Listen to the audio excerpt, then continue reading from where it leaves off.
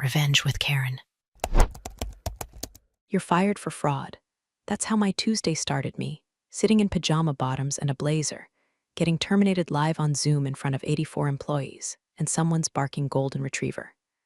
April, freshly promoted, over-perfumed, and high on nepotism, smiled like she'd just won a damn Emmy. We've discovered unauthorized travel reimbursements totaling $1,000, she declared, like she caught me embezzling oil futures. She leaned in close to her webcam, all smug. Effective immediately, you are terminated for expense fraud. I didn't cry, didn't scream, I didn't even blink. I just unmuted, looked straight into my Logitech C920 and said, "You'll want to verify those receipts before 9 a.m. Then I left the call.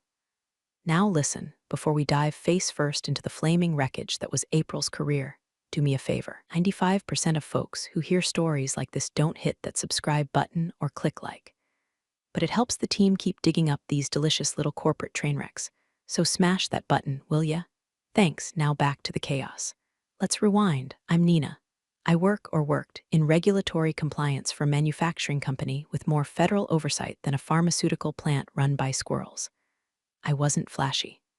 No corner office, no stock options, no LinkedIn posts about synergy. I was the woman in steel-toe boots and a hard hat, walking through regional plants and making damn sure we weren't shipping oxygen tanks with duct tape. Every month, I flew to one or two facilities scattered across the Midwest, places where the local diner knows your name and the airport is just a barn with a runway. My job was simple but sacred. Perform federally mandated site inspections, file reports in the compliance database, and make sure we didn't get slapped with fines so big they'd knock the CFO's veneers loose. Each visit required a checklist signed by a federal liaison. Each expense logged down to the cent. Hotel, $132.19. Meals, receipts clipped with timestamps.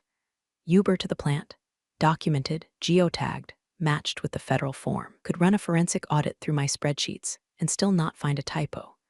But April didn't see that. She saw a $1,000 reimbursement that landed the same week she was promoted to head of HR, a title invented by her uncle, our CFO, who thought compliance was just a buzzword you throw into earnings calls. April had a mission: make a name for herself by cracking down on waste. She started hunting for villains in the printer room. First, it was someone who ordered too many pens. Then it was two guys from IT who dared expense lunch during a server crash. Then she found me. That fateful week, I'd just come back from a plant visit in Indiana. Not Vegas, not the Bahamas, Indiana. I inspected a welding site that had 2 prior citations for unsealed tanks, and this time we actually passed. I even got a thank you from the federal inspector for catching a mislabeled shipment. 3 days later, Zoom firing. Live, no warning, no private chat. Just April pulling up a screen share with my reimbursement PDF, all smug like she'd cracked the Zodiac code. The thing is, that receipt she showed, the one for $1,000, it wasn't just a receipt. It was a signed federal document. Bottom corner, stamped by a Department of Compliance rep.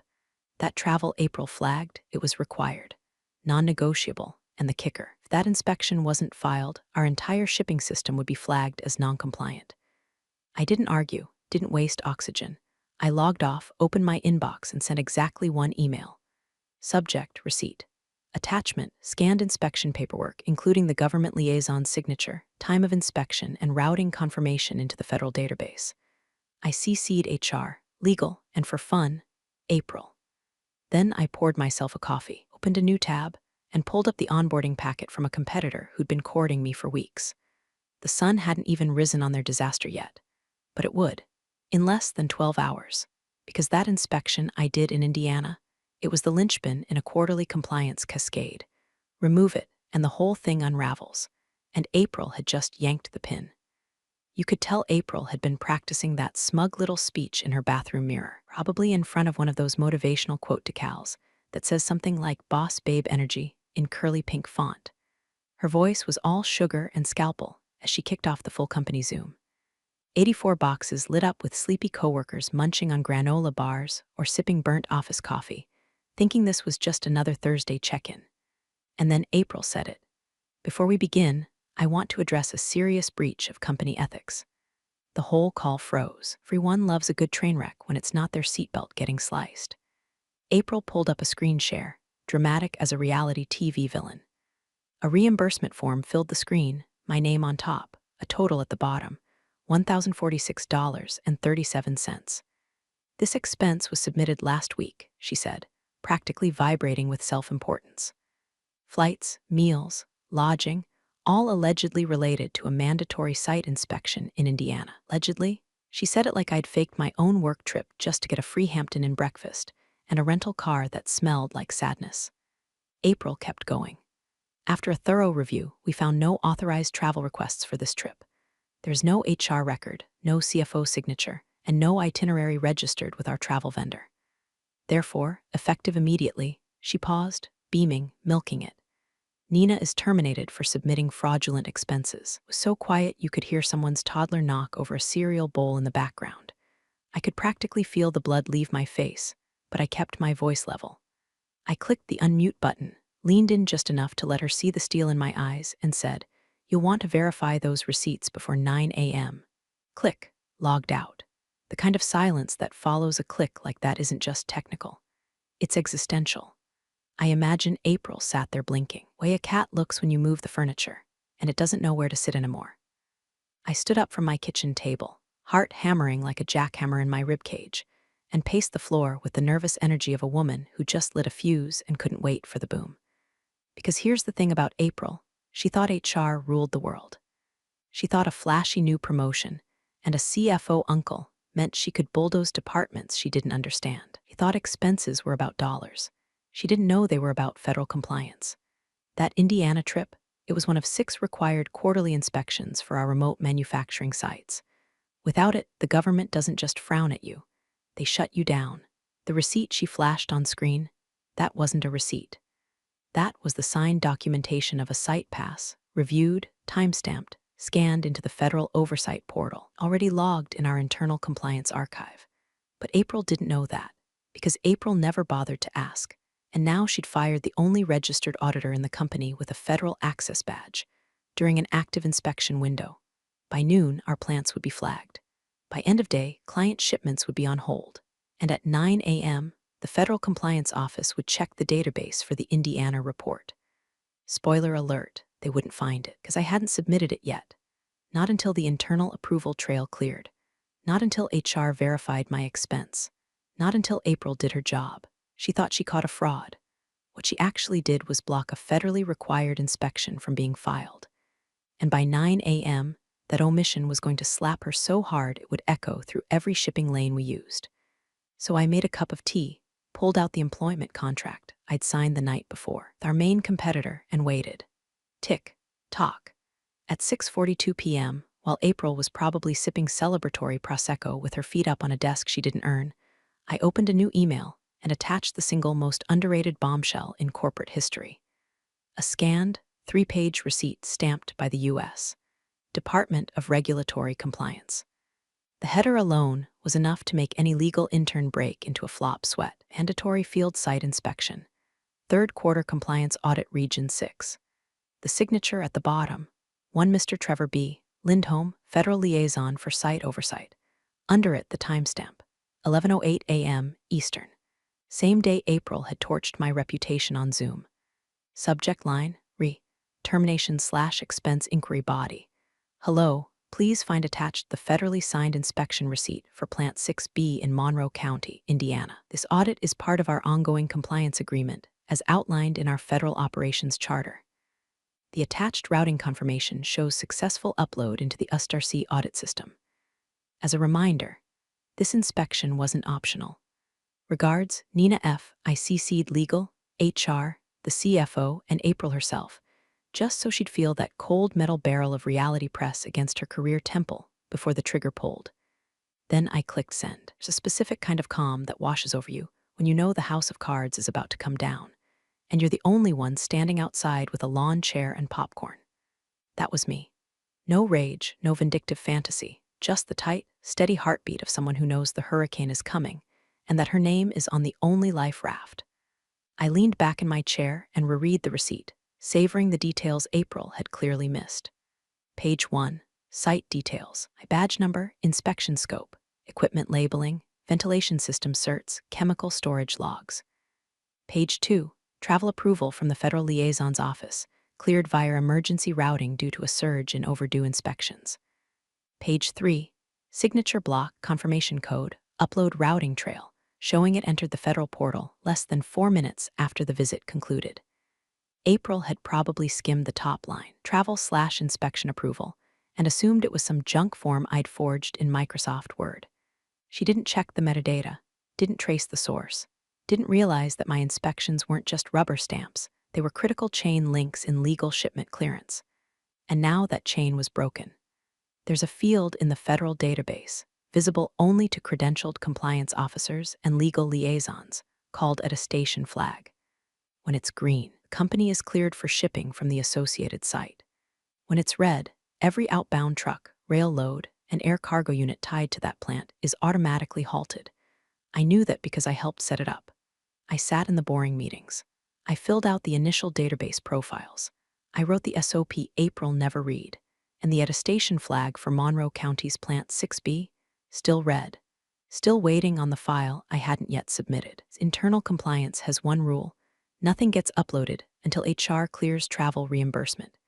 April thought she was cutting fat. What she cut was the artery that kept our entire logistics flow legally alive.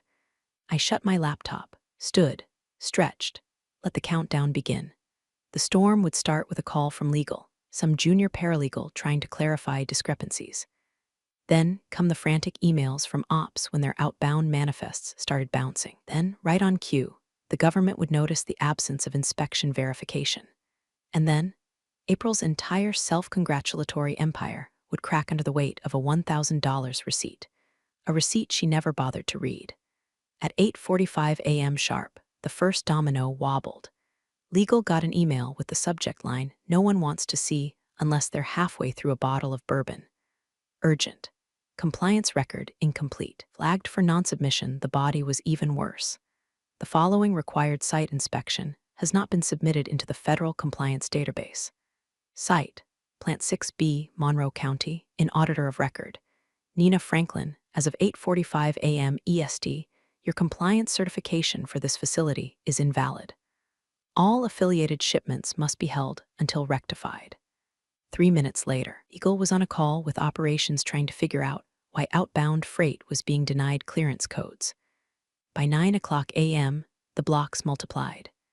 3 other plants I'd visited that quarter, all pending final file uploads, were also flagged.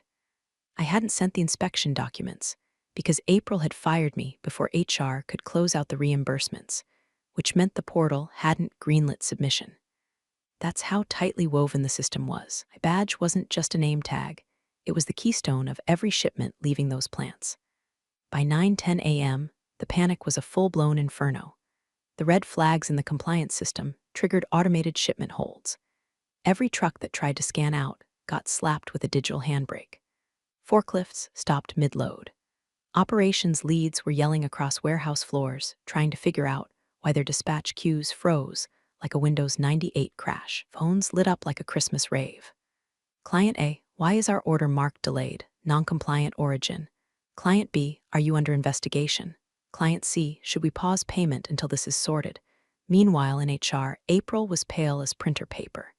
She'd just gotten her first reply from legal. Is it true Nina was terminated yesterday? At what time? She didn't answer. Instead, opened her Zoom dashboard and tried to quietly delete the recording of the all-hands meeting from the cloud archive. Unfortunately for April, the admin setting was changed after that incident in finance last quarter, the one where someone dropped an F-bomb mid-presentation. Now all recordings were auto-backed up to legal's review folder. She clicked delete. Pop-up, this action is restricted. Please contact system administrator. She clicked it again. Same result. Somewhere in IT, a junior sysadmin saw the access attempt and flagged it in Slack. Hey, why is April trying to nuke the Zoom archive? Now the cracks were visible. People started whispering. Slack DMs pinged like firecrackers. Someone in marketing screenshotted the moment on Zoom where I'd said, "You'll want to verify those receipts before 9 a.m., and posted it in a private channel labeled #AprilDidWhat. By 9:15, CFO's assistant was seen power walking down the hallway with a printout. Not a laptop, a printout. That's the corporate equivalent of a priest arriving in your hospital room. The thing is, this wasn't just about me. It was about 3 whole regional sites that were now radioactive. Every plant I'd audited was a compliance node in a federal chain. You pull out the node, the chain snaps. And April didn't just pull it, she torched it live on camera. No one realized yet, except maybe the CFO, who was already sweating through his shirt, was that those inspections weren't just required by federal law. They were written into our client contracts. Clause 14, all vendors must maintain continuous federal compliance certification to retain active shipment status. By 9:30 a.m., that clause was about to become the noose. And all because April wanted to make an example. Well, she did, just not the one she planned. By 9:45 a.m., the wheels had fully come off the clown car. Someone from operations, Doug, I think, bless his well-meaning heart, had been hastily assigned to step in and handle the compliance uploads until things got sorted. Doug had 3 things working against him. He had never done a site inspection. He thought OSHA and USDA were the same agency.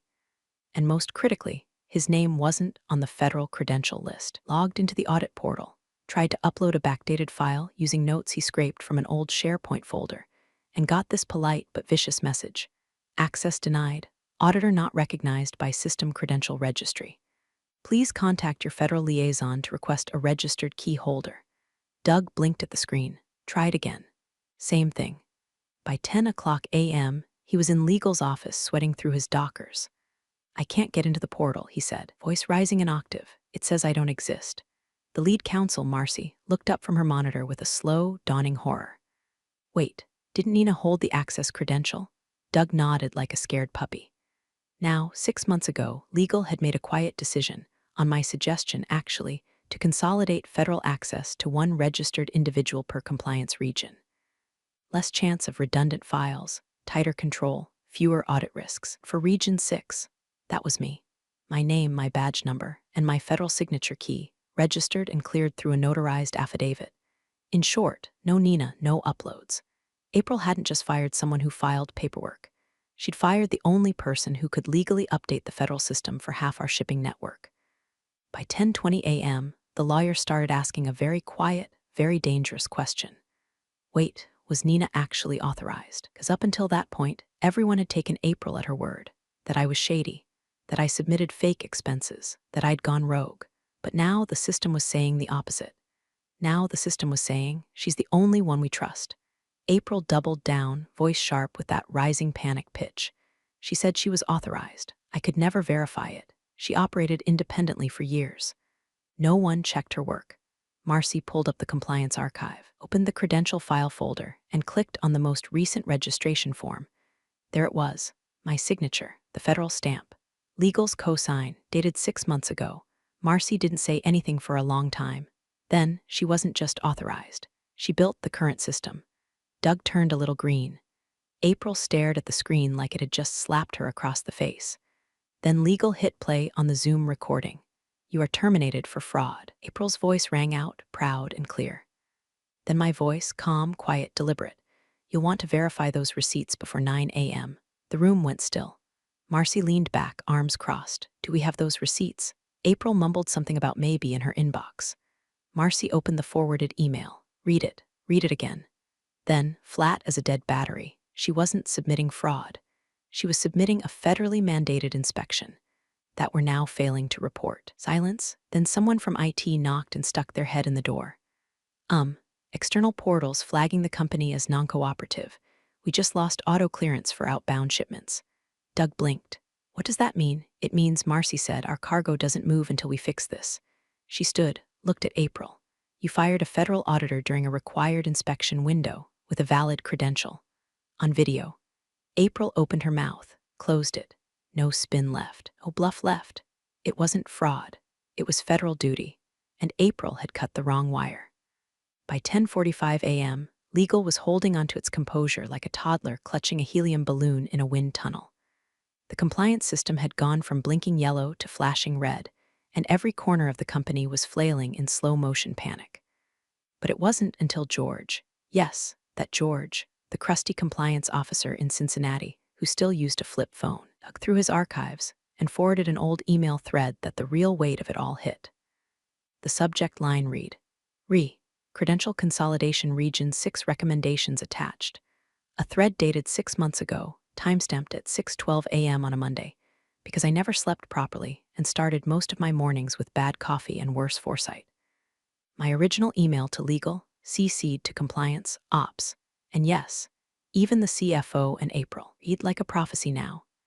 As discussed on last week's call, consolidating access under one credential per region will streamline our reporting and reduce risk.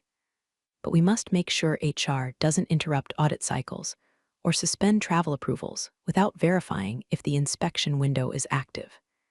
If these audits are ever skipped, federal compliance will flag us, and our shipments will freeze. We'll not be able to retroactively submit from a non-credentialed employee.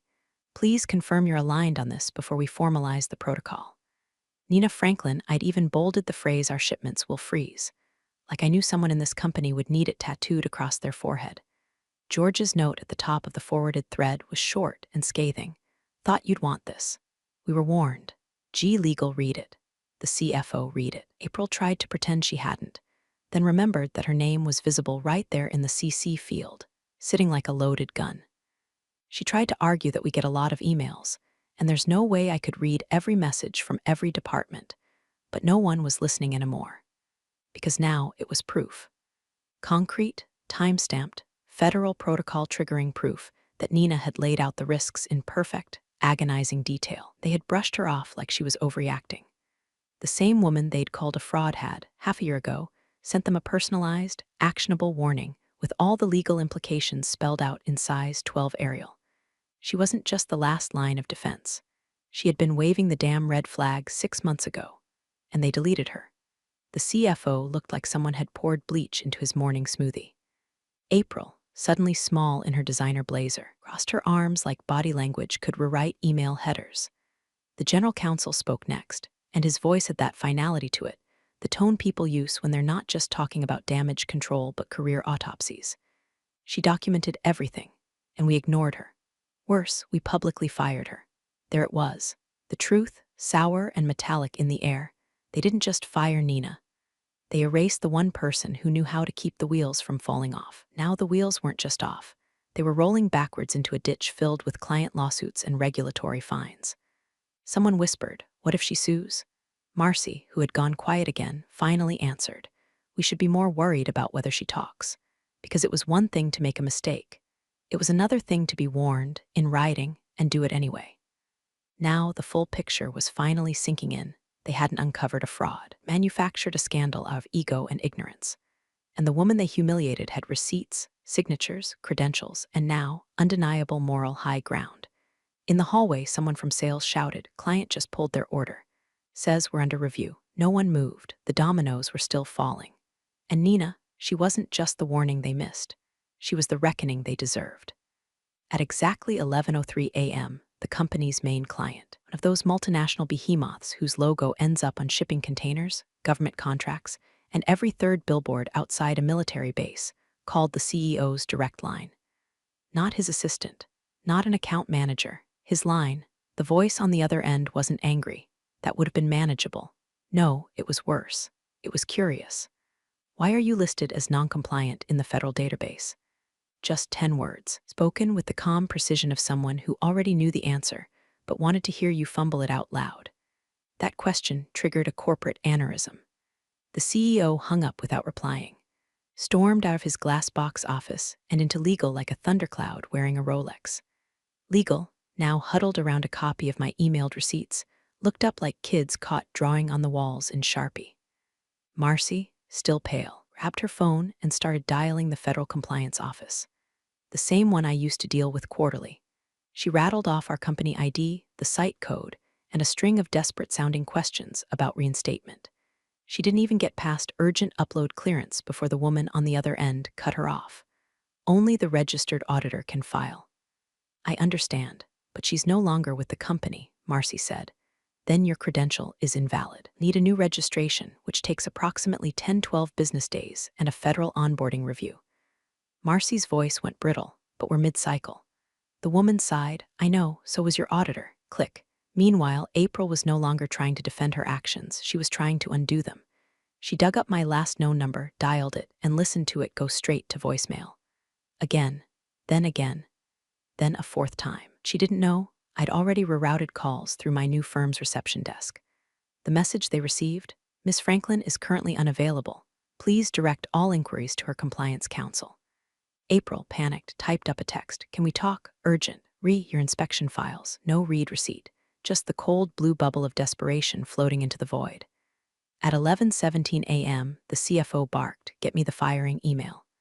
April hesitated. It's on the shared drive, under terminations Franklin. The CFO clicked, opened it, scanned the timestamp, then froze. Wait, he said, finger on the screen. This was sent at 11:08 a.m. yesterday. Yes, April said cautiously. He stared at her like she'd grown a second head. Do you realize that was during her inspection? The one with the timestamp she sent this morning? April blinked. She didn't notify HR. She didn't need to, he snapped. It was federally scheduled. Her travel was in the compliance calendar. It synced to ops. He spun the monitor around. The system showed it clearly. Nina Franklin Plant 6B on-site verification audit 9 o'clock a.m. to 12 o'clock p.m. In red, overlaid like a scarlet letter, audit not submitted flagged. Marcy just shook her head. You terminated her mid-inspection. On camera. During a federally logged visit. Room filled with the static hum of collective dread. April tried again. Can't we just upload something to fix it? No, Marcy said. You can't fake a federal inspection. That's not a compliance issue, that's fraud. The word echoed hard against the conference room glass. Everyone looked at each other like the walls were closing in. And the worst part, they weren't wrong. They were just boxed in, trapped by their own arrogance and an unshakable digital paper trail. No workaround, no PR spin, no intern to throw under the bus. The only person who could fix it wasn't answering their calls, because they hadn't just lost their auditor. They declared war on her, and now she was the only one with the keys to stop the bleeding. By noon, the whispers weren't whispers anymore. They were full-blown panic pings bouncing around Slack like a fire alarm in a submarine. Someone in sales had a friend at one of our competitors, the lean, aggressive outfit across town that used to be 3 steps behind us in every RFP. Word was they'd just aced a surprise federal inspection. Clean, no flags, no delays, no questions. Someone in logistics confirmed it. The same inspection I was supposed to do for us at Plant 6B, I'd done it for them. Clean site, updated records, full attestation. Compliance badge N. Franklin, yeah, that's right.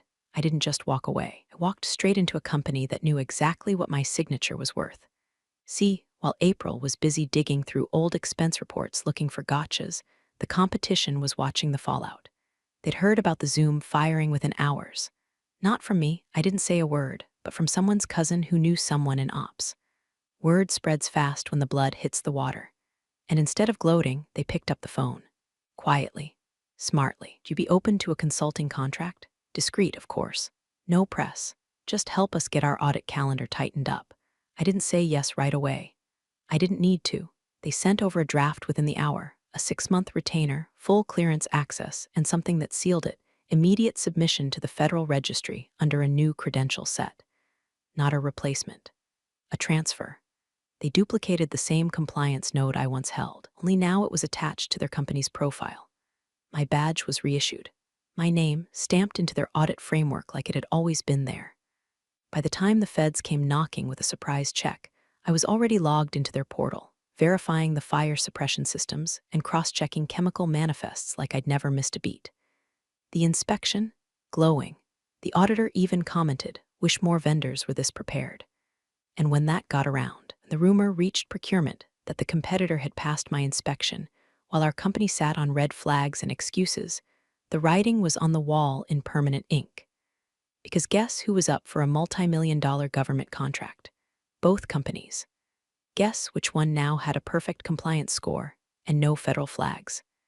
Guess which one had 3 plants frozen, a non-submission mark in the system, a lawyer with eye twitching so bad it needed its own HR case.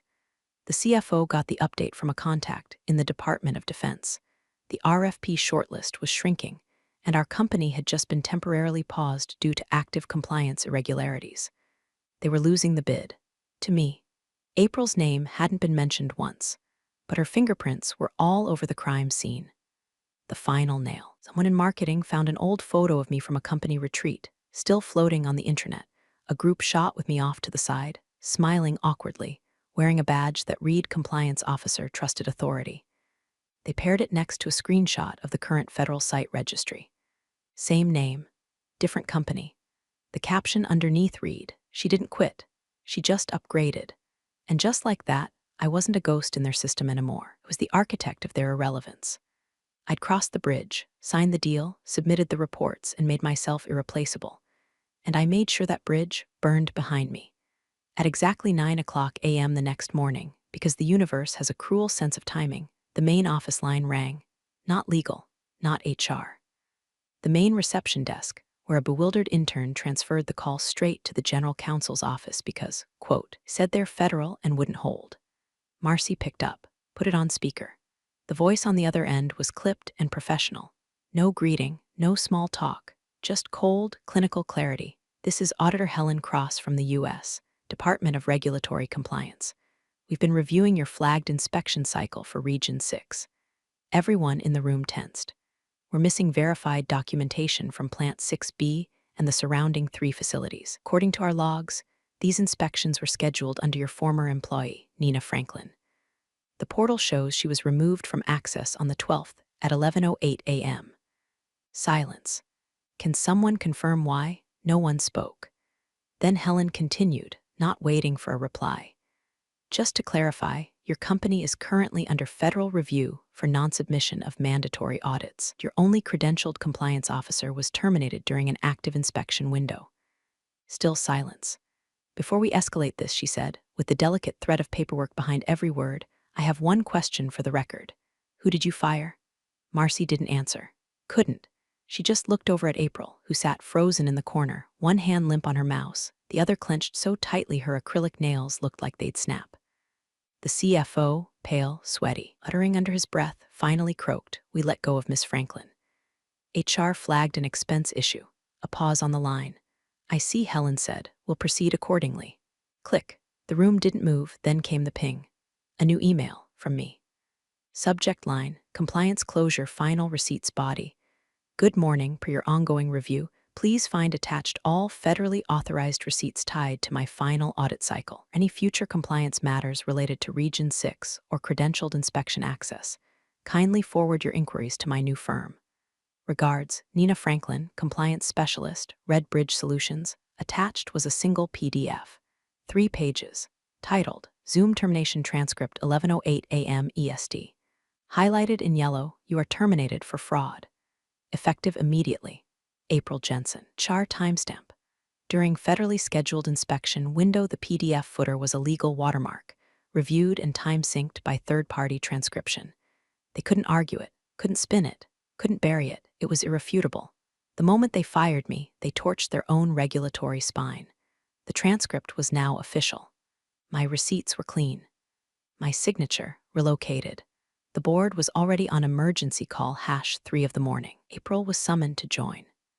As she logged in, the screen showed 6 little video boxes, each with a board member who looked like they'd skipped coffee and gone straight to antacids. And then her camera came on.